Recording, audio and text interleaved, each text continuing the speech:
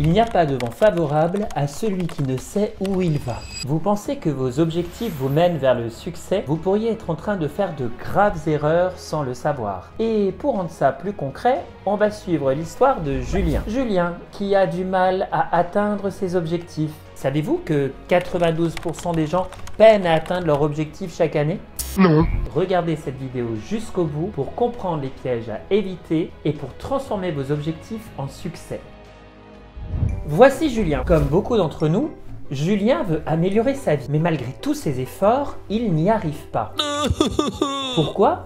Parce qu'il commet de graves erreurs. Des erreurs courantes quand on se fixe des objectifs. La première de ces erreurs, c'est erreur numéro 1, se fixer des objectifs formulés négativement. Julien a décidé qu'il voulait arrêter de se disputer avec ses collègues, arrêter de fumer, arrêter de manquer de confiance en lui. Ce sont des objectifs louables, n'est-ce pas? Mais il y a un problème majeur. Le cerveau humain ne peut pas se représenter la négation. Par exemple, si je vous dis « n'imaginez pas une voiture rouge ». Trop tard, vous l'avez imaginé. Quand Julien se dit « je veux arrêter de me disputer », son cerveau visualise des disputes. Quand il dit « je veux arrêter de fumer », il se visualise en train de fumer. Quand il dit qu'il ne veut plus manquer de confiance en lui, il se voit encore avec un manque de confiance. Résultat, il se dirige exactement là où il ne veut pas dans sa vie. Est-ce que ça vous est déjà arrivé de vous tromper de sortie à un rond-point?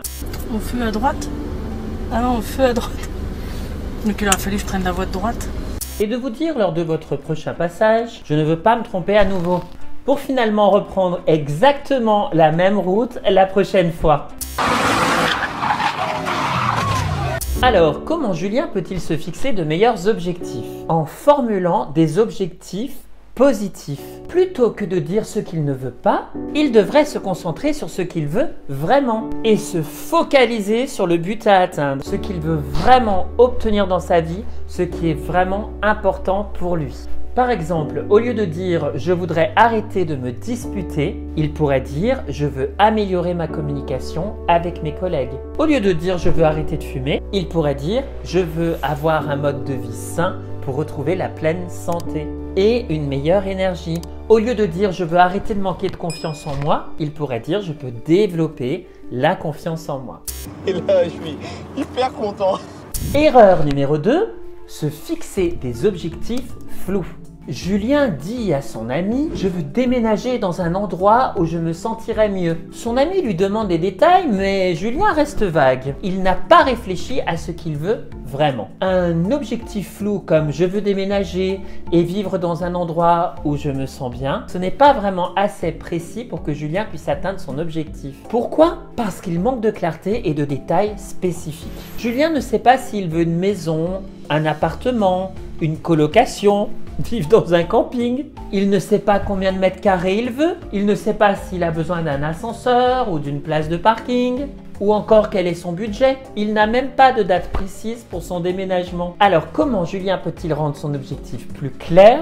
En le rendant précis, spécifique et contextualisé. Premièrement, Julien doit rendre son objectif précis. Plutôt que de dire « je veux déménager », Julien devrait dire les critères exacts de ce qu'il veut. Par exemple, Julien note et écrit sur son carnet « je veux un appartement en ville ».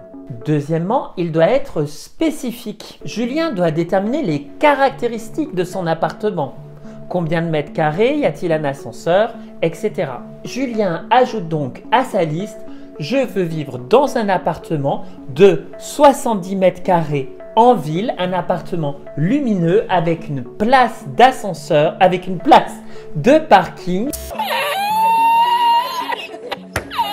et un ascenseur, entre 800 et 1000 € par mois. Et enfin, Julien doit contextualiser son objectif. Cela signifie une période précise où il souhaite atteindre son objectif et donc déménager. Julien écrit donc sur son carnet « Je veux déménager d'ici la fin de l'année ». Maintenant, Julien a un objectif clair. Erreur numéro 3, se fixer des objectifs hors de notre contrôle. Passons maintenant à la troisième pire façon de se fixer des objectifs. se fixer des objectifs qui ne dépendent pas de soi. Et donc continuons avec l'histoire de Julien. Julien a décidé qu'il souhaitait obtenir une promotion à son travail. C'est un objectif motivant et ambitieux, mais il y a un problème. Ce type d'objectif ne dépend pas uniquement de lui. En fait, il dépend de beaucoup de facteurs externes.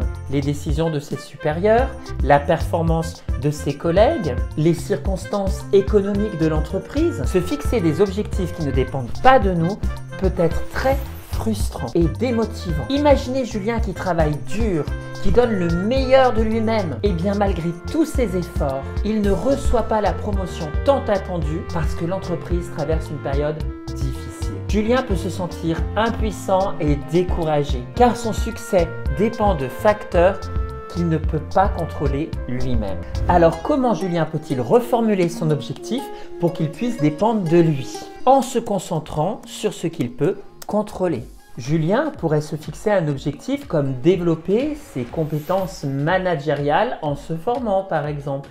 En disant je veux suivre une formation cette année pour développer mon savoir-être et améliorer mes compétences. Ensuite, il peut se concentrer sur des projets concrets qu'il peut mener à bien. Par exemple, je veux mener à terme ce projet qui est très important pour moi cette année. Grâce à ces objectifs précis, spécifiques, qui dépendent de lui, Julien commence à avoir des retours positifs.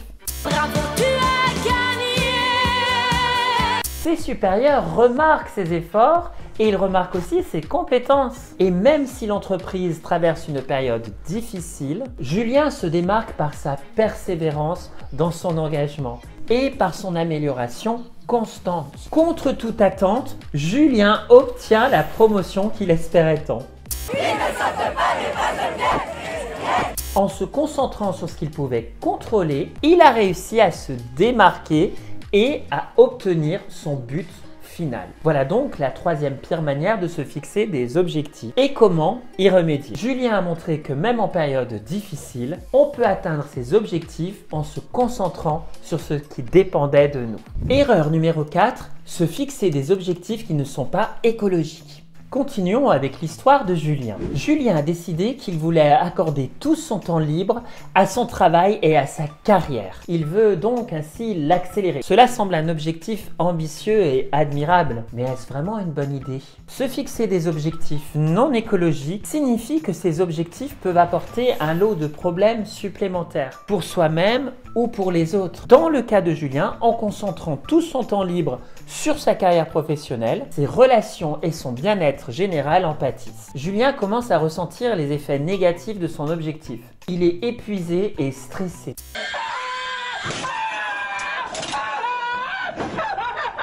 Ses relations avec ses proches en souffrent. Alors comment Julien peut-il s'assurer que ses objectifs sont donc écologiques, c'est-à-dire qu'ils n'apporteront pas d'inconvénients à la situation? En équilibrant ses objectifs pour apporter un certain équilibre aux autres aspects de sa vie. Julien doit équilibrer ses objectifs en incluant des aspects tels que sa santé, ses relations amicales, son énergie.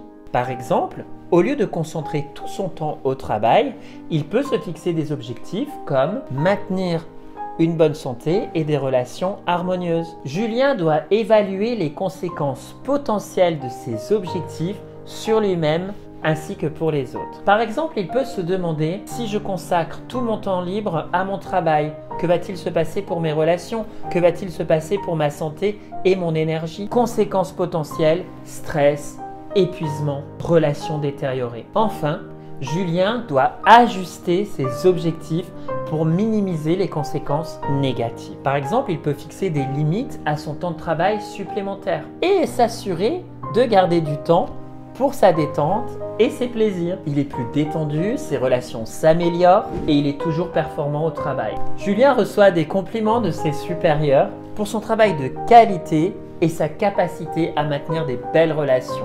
Erreur numéro 5, se fixer des objectifs non mesurables et irréalistes. Concluons avec l'histoire de Julien. Julien a décidé qu'il voulait devenir expert dans son domaine en un mois. C'est un objectif ambitieux, mais il y a un problème.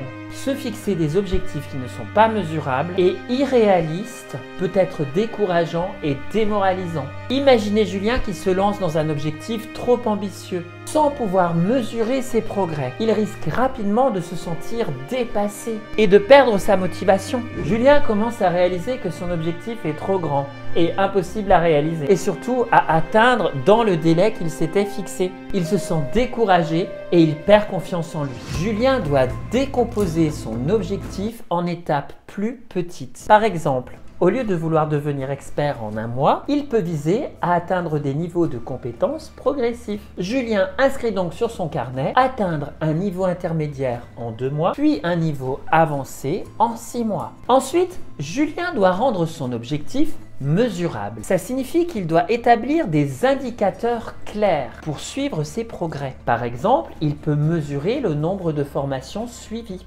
les certifications qu'il a obtenues ou les projets qu'il a réalisés. Julien ajoute donc à sa liste suivre une formation en e-learning tous les mois pour obtenir une certification professionnelle dans 3 mois. Julien doit vérifier que ses objectifs sont réalistes et réajustés en fonction de ses contraintes et de son emploi du temps. Il doit prendre en compte ses autres engagements et s'assurer qu'il aura le temps nécessaire pour atteindre ses objectifs. Julien ajuste ses objectifs pour prendre en compte le temps dont il a besoin. Voilà pour la 5e et pire manière de se fixer des objectifs. Et comment y remédier? Julien a démontré que de se fixer des objectifs réalistes et mesurables est essentiel pour rester motivé et mesurer ses progrès. Récapitulons maintenant ensemble les 5 erreurs à éviter et prenez un de vos objectifs qui vous tient à cœur actuellement et passez-le au filtre de ces 5 erreurs à éviter. Récapitulatif des 5 erreurs qu'on peut commettre dans des objectifs que l'on voit en PNL, programmation neuro-linguistique. 1. Se fixer des objectifs sur ce qu'on ne veut plus. À la place, formuler des objectifs de manière positive. 2. Se fixer des objectifs flous. Soyez précis, spécifiques et contextualisés. Se fixer des objectifs qui ne dépendent pas de nous. Concentrez-vous sur ce que vous pouvez contrôler. Se fixer des objectifs qui ne sont pas écologiques. Équilibrez vos objectifs pour éviter de vivre de nouveaux problèmes. Se fixer des objectifs qui ne sont pas mesurables et qui sont irréalistes. Décomposez vos objectifs en étapes réalisables, rendez-les mesurables, ajustez-les en fonction des réalités. Félicitations d'avoir suivi cette vidéo sur les 5 pires manières de se fixer des objectifs.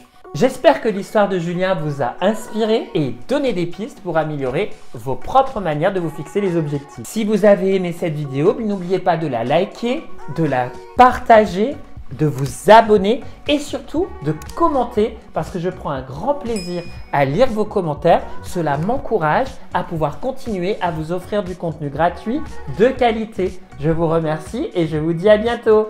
Salut!